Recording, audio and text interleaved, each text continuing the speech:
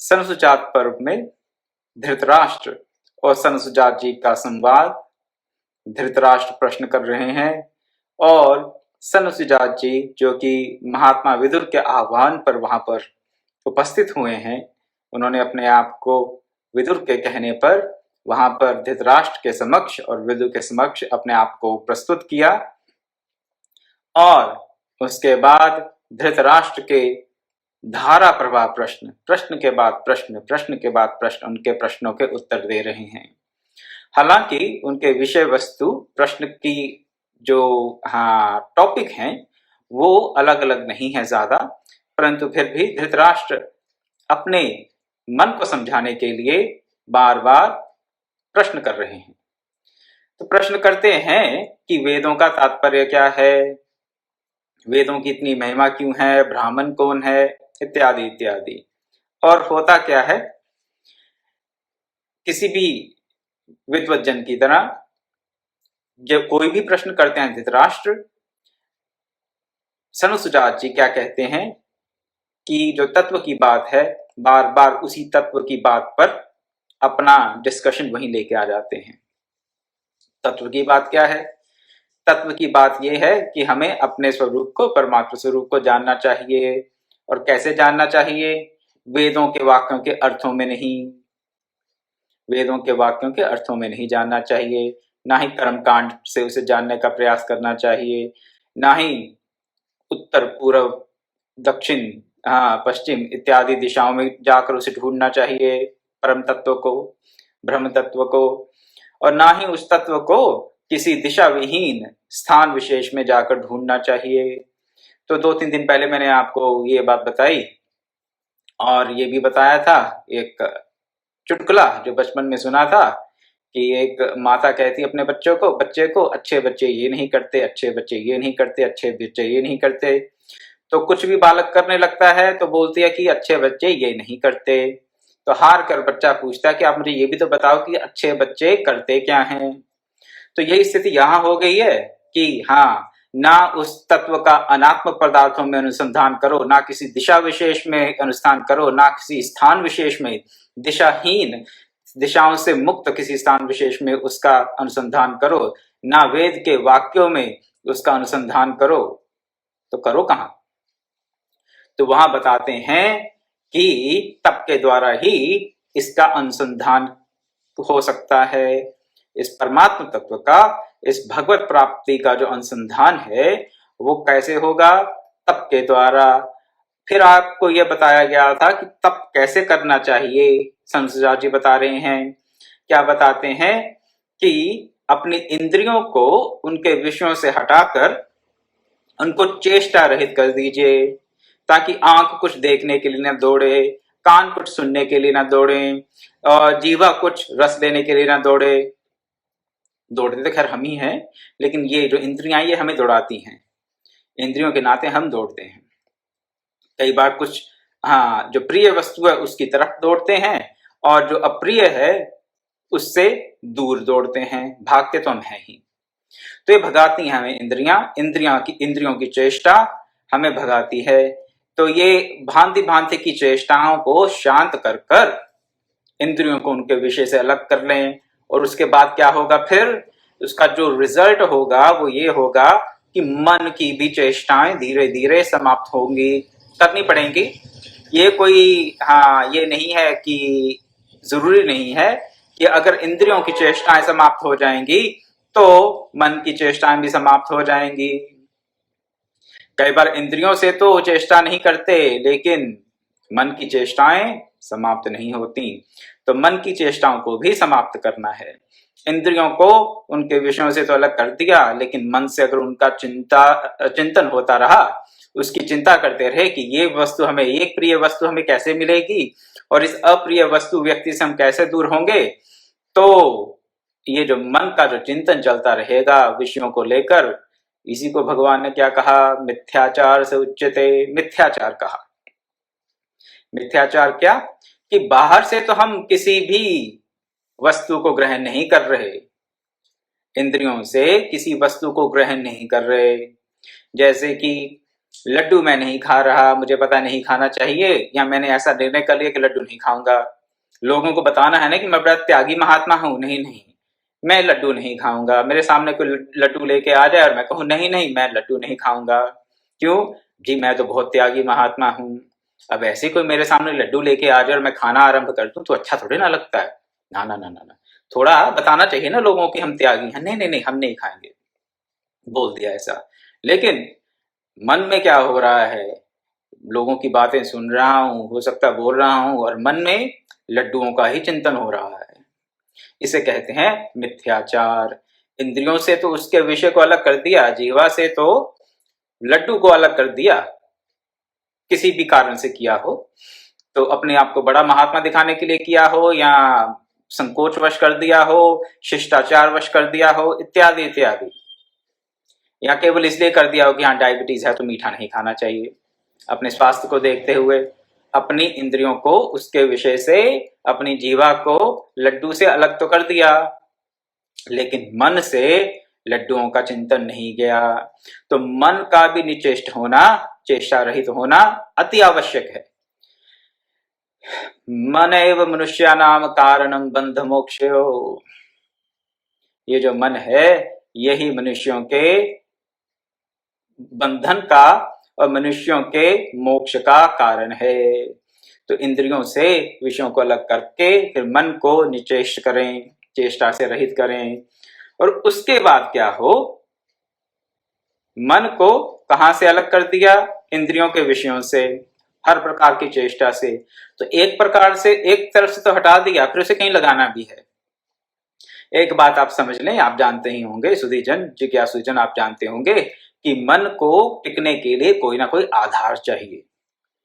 अगर मन लड्डुओं का चिंतन नहीं करेगा, अगर मन को लड्डुओं के चिंतन से हटाना है तो उसे किसी और चिंतन में लगाना सबसे इजी प्रोसेस है। ये कि अगर आप चाहते हैं कि आपका मन किसी एक वस्तु विशेष, स्थान विशेष, व्यक्ति विशेष का चिंतन ना करे, किसी भी विषय विशेष का चिंतन ना करे, तो उस मन को क्या करें, वहां से हटाने के लिए कहीं और लगा दें। और यहां पे कहां लगाने के लिए कह रहे हैं, मन चेष्टा रहित हो जाए तो अपने हृदय आकाश में स्थित उस विख्यात परमेश्वर की बुद्धि पूर्वक उपासना करो। ये है तो केवल एक ही पंक्ति, लेकिन इसमें बहुत बहुत सारी बातें छुपी हुई हैं जो मैं आपके सामने आज रखना चाहूंगा। हृदय आकाश में स्थित उस विख्यात परमेश्वर की बुद्धि पूर्वक उपासना करो। केवल मन से नहीं, मन से तो करनी ही है उपासना, मन तो चाहिए, मन को तो लगाना ही है उस विख्यात परमेश्वर में। कहां बैठा है वो विख्यात परमेश्वर, हृदय आकाश। हृदय में कौन सा आकाश है भाई, बाहर का आकाश तो हमें दिखता है, नभ व्योम दिखता है बाहर का आकाश, ये हृदय में कौन सा आकाश है, इसको समझेंगे। और फिर उपासना और बुद्धि, राम राम राम राम राम राम राम राम, ये कैसी बातें कर रहे हैं आप, उपासना में बुद्धि लगाएंगे? नहीं, उपासना तो भाव का विषय है जी, भाव का विषय है उपासना, तो उसमें बुद्धि की क्या आवश्यकता है। बुद्धि लगाएंगे तो पतन होगा। नहीं, मैं नहीं कह रहा, ऐसा आजकल प्रचलन है, प्रचलन है आजकल भक्ति के नाम पर बुद्धि को तिलांजलि देने का जो प्रचलन है, इसको देखकर मेरा हृदय बहुत व्यथित होता है, अत्यंत व्यथित होता है। क्यों होता है वो मैं आपके सामने शास्त्रों से उदाहरण रखूंगा आपके आगे, ताकि आप समझ सकें कि बुद्धि पूर्वक उपासना कैसे करनी है। ये जो हमने अलग अलग कंपार्टमेंट बना दिए, अलग कर दिया, बुद्धि को क्या कह दिया कि ये तो ज्ञान मार्गियों का यंत्र है, और उपासना जो है, उपासना के लिए तो हृदय चाहिए, भाव चाहिए, वहां पे बुद्धि का क्या प्रयोग, अलग कर दिया। और ज्ञान मार्ग में हृदय का कोई प्रयोग नहीं है, ऐसा भी मानते हैं। लेकिन परम पूज्य गुरुदेव ब्रह्मऋषि विश्वात्मा के शब्दों में, जब हर व्यक्ति के पास बुद्धि भी है, हृदय भाव भी है, और कर्मेंद्रियां भी हैं, हाथ पांव भी हैं, तो फिर ज्ञान मार्ग, भक्ति मार्ग और कर्म योग का मार्ग अलग अलग कैसे हो गया? जब हर व्यक्ति के पास बुद्धि भी है, भाव भी है और कर्म करने के यंत्र कर्मेंद्रियां भी हैं, तो ये हमने कैसे मान लिया कि ज्ञान मार्ग अलग है, भक्ति मार्ग अलग है और कर्म योग का मार्ग अलग है? जो ज्ञान मार्गी जिसे हम कह देते हैं, जिसको ज्ञान मार्गी कह दिया, क्या उसके पास भाव नहीं है? क्या वो अपनी इंद्रियों से कर्म नहीं करता? अगर वो ज्ञान मार्गी है तो क्या वो कर्मयोगी नहीं है? क्या ज्ञान मार्गी कर्म भोगी है? जो भक्ति मार्गी है, क्या वो अपने कर्मेंद्रियों का प्रयोग भक्ति मार्ग में नहीं करता? उसी प्रकार जो भक्ति मार्गी है, उसको भक्ति मार्ग पर चलने के लिए अपनी बुद्धि का प्रयोग करना ही पड़ेगा, करना ही पड़ेगा। अगर भक्ति मार्ग का ढोंग नहीं करना है, अगर भक्ति मार्ग को उसके सही स्वरूप में, जैसा कि शास्त्र बताता है, उस स्वरूप में अगर अपनाना है, तो बुद्धि का प्रयोग करना ही पड़ेगा। साफ साफ लिखा यहां पर, बुद्धि पूर्वक उपासना करो, बुद्धि पूर्वक उपासना करो। भाई ये बुद्धि है क्या? कौन सी बुद्धि से उपासना करें? गीता के 18वें अध्याय में भगवान ने बताया कि बुद्धि भी 3 प्रकार की है, सात्विक, राजसिक, तामसिक। तो कौन सी बुद्धि से उपासना करें? सात्विक बुद्धि से उपासना होगी, राजसिक से होगी या तामसिक से होगी? तामसिक बुद्धि वाला उपासना नहीं कर सकता।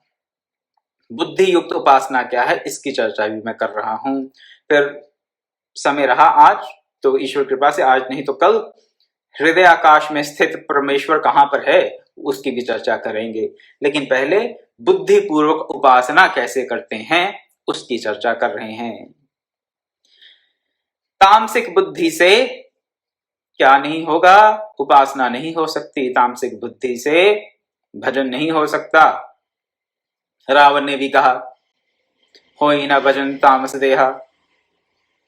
तो इसलिए उसने क्या निर्णय किया कि मेरे से भजन तो होगा नहीं, उपासना तो होगी नहीं, तामस शरीर कह दिया। बुद्धि तामसी होती है, हाँ, लेकिन उसका सारा जीवनचर्या ही तामसिक थी रावण की। ज्ञानी तो वो भी बहुत था, लेकिन तामसिक जीवनचर्या के कारण उसने ये निर्णय कर लिया कि भजन तो इस तामस देह से होगा नहीं, तामसी बुद्धि से भजन नहीं हो सकता, उपासना नहीं हो सकती। तो क्या करेंगे? उसने कहा कि मैं तो राम के साथ बैर मोल ले लेता हूं, राम से शत्रुता का भाव कर लेता हूं, क्योंकि जो उपासना का भाव है वो तामसिक बुद्धि से नहीं होगा। तामसिक बुद्धि वाला क्या कहता है कि भगवान तो है ही नहीं, ये तो लोगों ने बस ऐसे ही बातें बना दी हुई हैं, चलती आ रही हैं सदियों से। अंधविश्वासी लोग भगवान भगवान भगवान करते रहते हैं। कहाँ है भगवान? हिरण्यकश्यप की तरह भगवान कहाँ है? इस खंभे में भी है क्या? इत्यादि इत्यादि। आज भी बहुत से हिरण्यकश्यप घूम रहे हैं, ऐसी बात नहीं है। कोई भगवान भगवान नहीं है। ये तो इन्होंने अपने मन को सांत्वना देने के लिए लोगों ने ये मन गढ़ंत कहानियां लिख रखी हैं कि ऐसे भगवान हुए, ऐसे हुए, या भगवान है, साकार है, निराकार है, इत्यादि इत्यादि। ये तो सब अंधविश्वास की बातें हैं।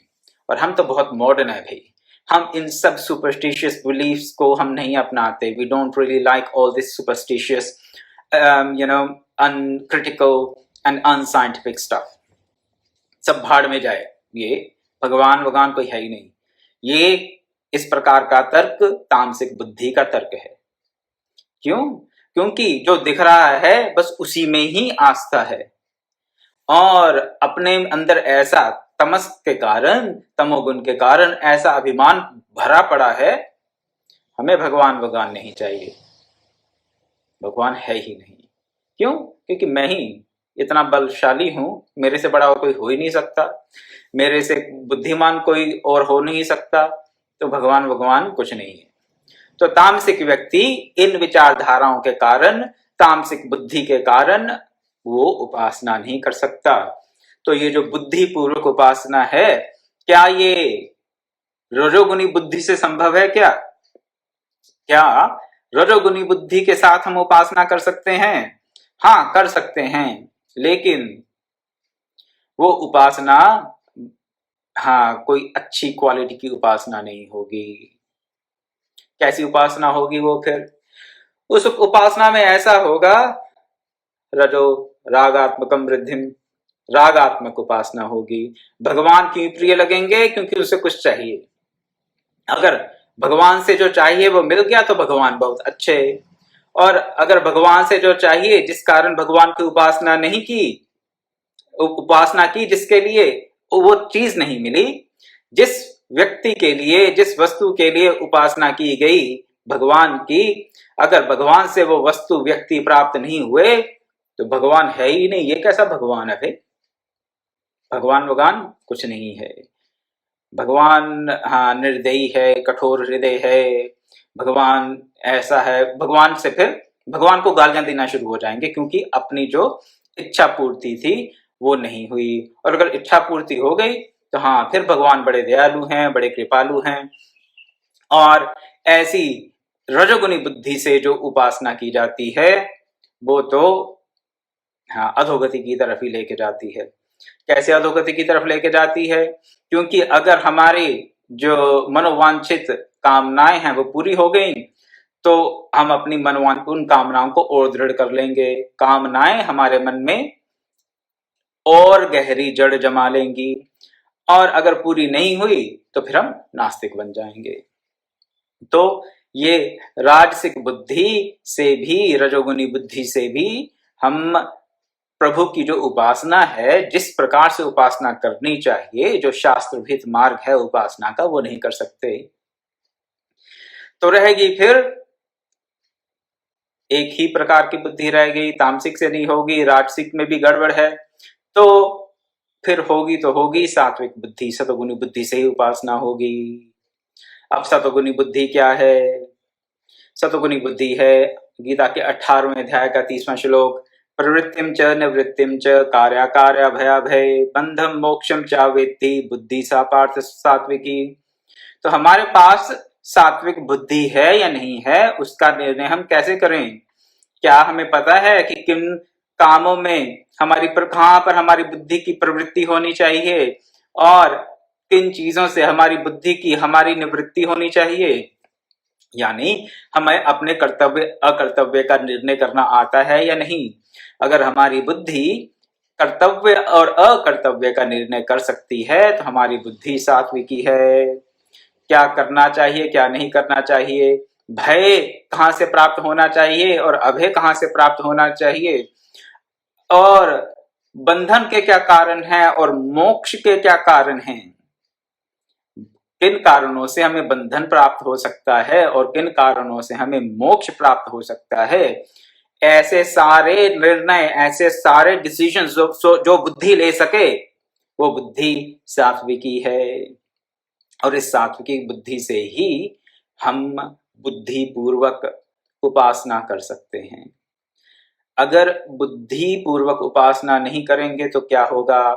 केवल भाव पूर्वक उपासना करेंगे, और जो केवल भाव पूर्वक उपासना है वो हमें अंधविश्वास की तरफ धकेल दे सकती है, धकेल देती है। जो प्रैक्टिकली मैंने देखा है कि अगर बुद्धि पूर्वक, बुद्धि को छोड़कर उपासना करते हैं, बुद्धि पूर्वक उपासना नहीं करते, तो वो उपासना भाव के कारण, केवल भाव के कारण क्या होता है, ज्यादातर देखने में ये आया है कि वो अंधविश्वास की तरफ हमें धकेल देती है। और अंधविश्वास का नाम भक्ति नहीं है। मैं एक बार फिर से इसे दोहराता हूं, अंधविश्वास का नाम भक्ति नहीं है। क्यों नहीं है? भक्ति का निरूपण जैसे श्रीमद् भागवत के महात्म्य में किया गया। भक्ति देवी के दो पुत्र हैं, ज्ञान और वैराग्य, और भक्ति देवी अपने बूढ़े और अचेत ज्ञान और वैराग्य पुत्रों को देखकर बहुत दुखी रहती है। तो अगर आप भक्ति देवी को दुखी करना चाहते हैं तो ज्ञान और वैराग्य को तिलांजलि दीजिए, तो बुद्धि को तिलांजलि दे दीजिए। भक्ति देवी प्रसन्न नहीं हो सकती। ये बड़ा अच्छा रूपक दिया गया वहां पर श्रीमद् भागवत में, महात्म्य में ही। और लेकिन हम लोग समझते नहीं, ना जाने क्यों नहीं समझते। ये कभी कभी बड़ी विडंबना की बात है कि भक्ति देवी के दो पुत्र बताए गए, ज्ञान और वैराग्य, दोनों बूढ़े हैं, अचेत हैं, और भक्ति देवी दुखी हैं। लेकिन हमें तो भक्ति देवी को प्रसन्न करना है, परंतु ज्ञान वैराग्य से ना, ज्ञान वैराग्य की बात मत करो ना। वैराग्य वैराग्य तो साधु संतों के लिए है, ज्ञान ज्ञान तो ज्ञान मार्गियों के लिए है। ज्ञान की बात भक्ति में ना भाई, ना ना ना, ये क्या कर रहे हो यहाँ पे? यहाँ पे अगर बुद्धि लगाओगे तो अधोगति होगी। बस भक्ति देवी के दोनों पुत्रों को तिलांजलि देकर आप चाहते हैं कि आप भक्ति देवी को प्रसन्न कर लेंगे, करते रहिए। कोई भी माँ अपने पुत्रों को तिरस्कृत होता देखकर प्रसन्न नहीं होती। भौतिक माँ हो कोई भी, इस जगत की भी कोई माँ हो, वो भी अगर उसके सामने आप उसके पुत्रों का तिरस्कार करेंगे तो वो प्रसन्न नहीं होगी, वो प्रसन्न नहीं होती। तो फिर आप चाहते हैं कि आप भक्ति देवी को प्रसन्न कर लेंगे, बुद्धि को, ज्ञान को तिलांजलि देकर, वैराग्य को तिलांजलि देकर। मेरी समझ से बाहर है। अगर किसी के पास इसके लिए कोई तर्क हो कि भक्ति देवी कैसे ज्ञान और वैराग्य के बिना प्रसन्न हो सकती है, तो अब मुझे अवश्य बताएं, मुझे अवश्य बताएं। लेकिन यहां पर सनुसुजा जी यही कह रहे हैं, बुद्धि पूर्वक उपासना करो। बुद्धि पूर्वक उपासना कैसे की जाती है?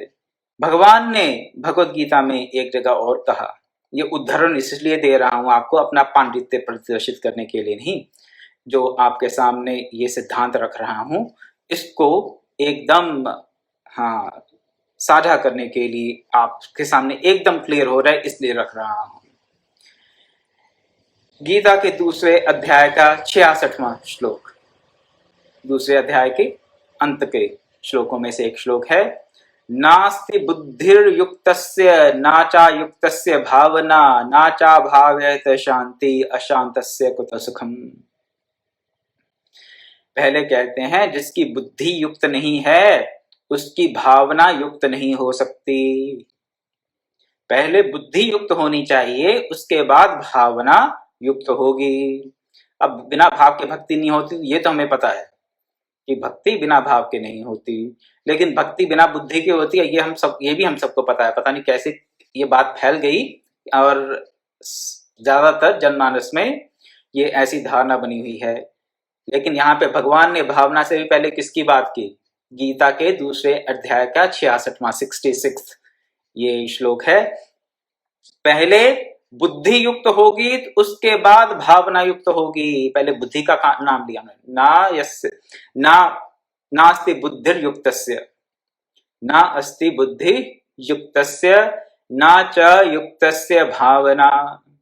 जिसकी बुद्धि युक्त नहीं है, युक्त का अर्थ आप यहाँ पे साफ साफ ये समझ लें, जो जिसकी बुद्धि आत्म तत्व में, परमात्म तत्व में स्थित नहीं है, स्थिर नहीं है, उसकी कभी भावना भी स्थिर नहीं हो सकती। इसी की ट्रांसलेशन है रामचरितमानस में। तुलसीदास जी ने यही बात कही, जाने बिन ना होए प्रतीति, बिन प्रतीति न होए प्रीति।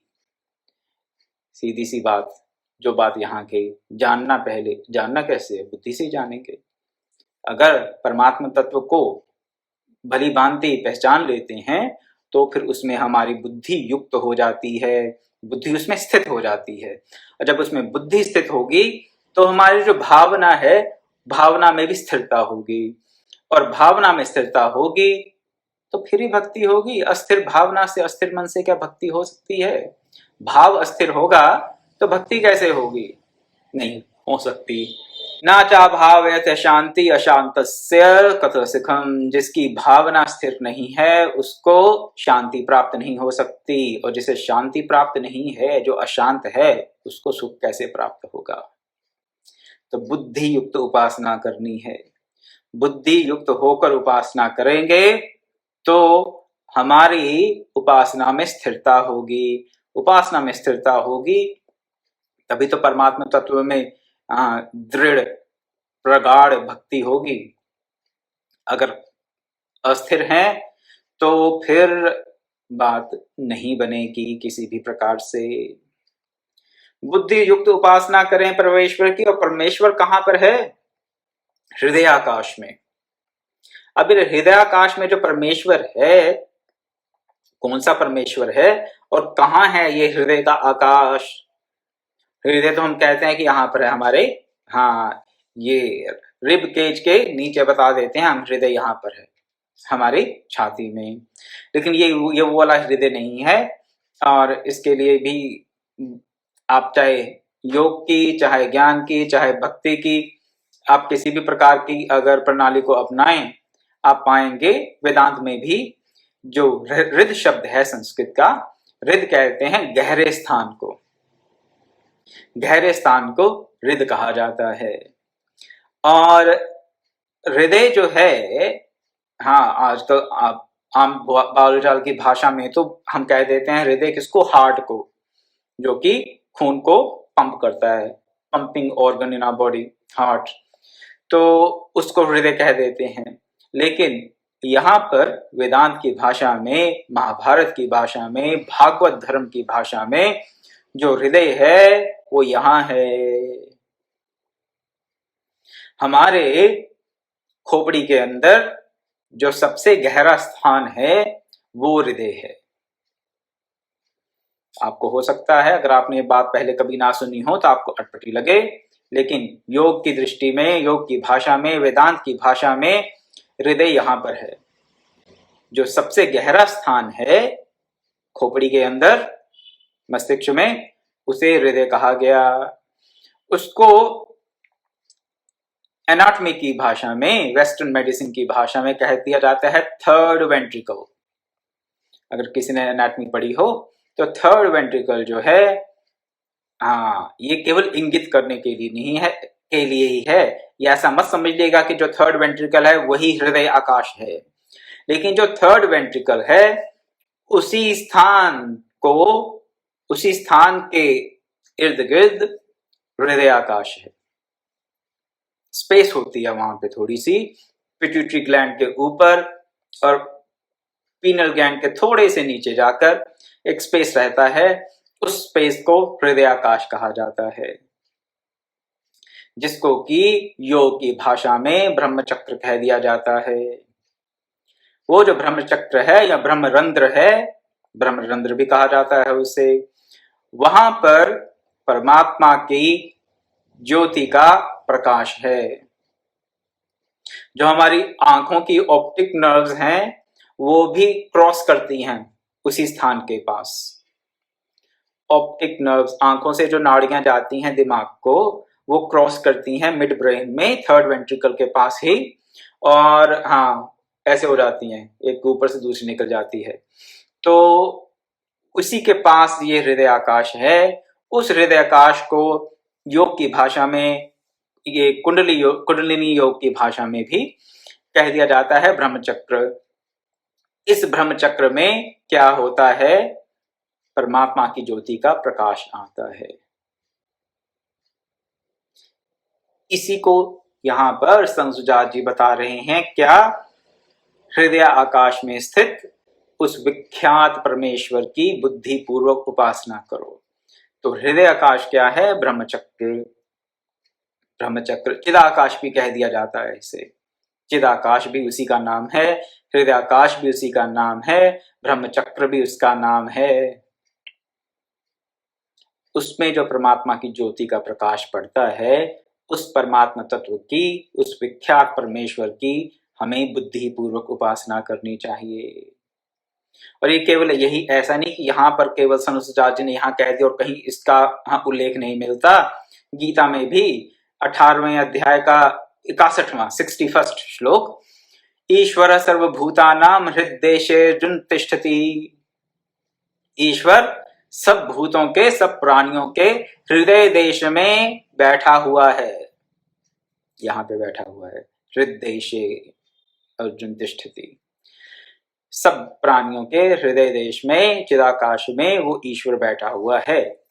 भगवत गीता के 18वें अध्याय का 61वां श्लोक, साफ साफ शब्दों में वहां भी लिखा है। तो हमें उस परमेश्वर की बुद्धि पूर्वक उपासना करनी है। और कैसे होती है वो उपासना? आगे कहते हैं मौन रहने से नहीं हो जाती, जंगल में निवास करने मात्र से कोई उपासना नहीं कर सकता, कोई मौन रहने से मुनि नहीं बन जाता, कोई जंगल में रहने से मुनि नहीं बन जाता। तो फिर बताते हैं जो अपने आत्म स्वरूप को जानता है वही श्रेष्ठ मुनि कहलाता है। आत्म स्वरूप को जाने, उस हृदय देश में बैठे हुए, उस चिदाकाश में तिष्ठति बैठे हुए परमात्मा को हम जाने। आपको एक और प्रैक्टिकल टिप बता देता हूं यहां पर, जो लोग कर सकें।